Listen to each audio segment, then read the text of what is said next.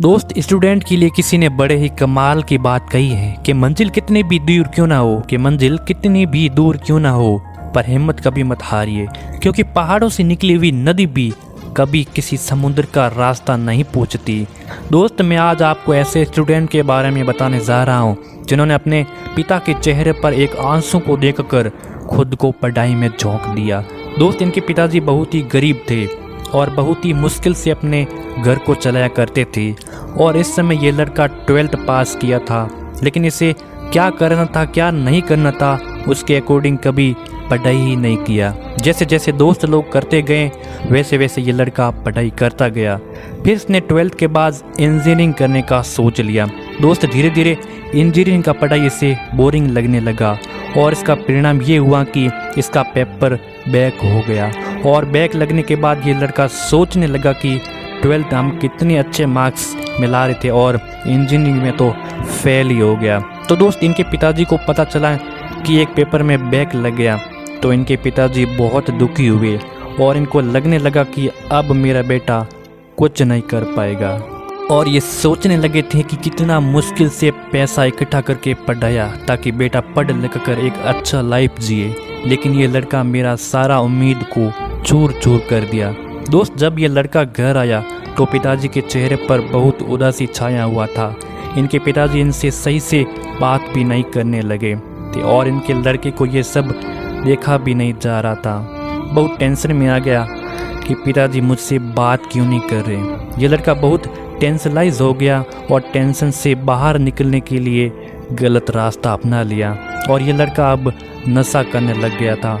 जब इसके पिताजी को पता चला कि मेरा बेटा गलत रास्ते पे चला गया तो एक दिन अपने बेटे को घर बुलाया और कहा कि बेटा, तुम अपने पिताजी की आंखों को गौर से देखो, कितने आंसू आ रहे हैं।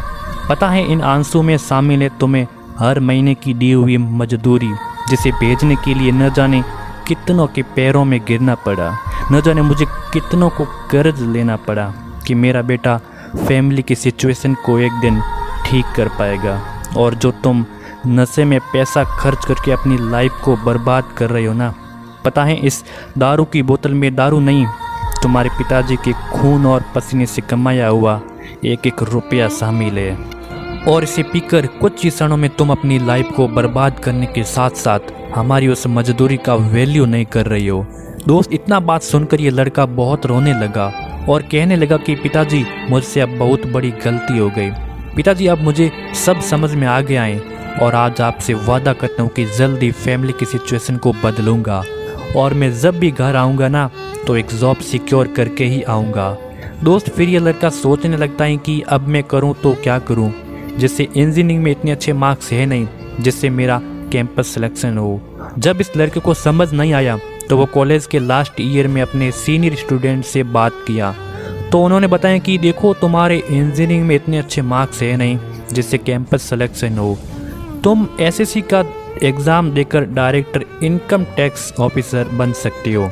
फिर ये लड़के ने एसएससी का सिलेबस देखा तो इन्हें कहीं ना कहीं लगा कि हाँ यार, मैं एसएससी कर सकता हूँ।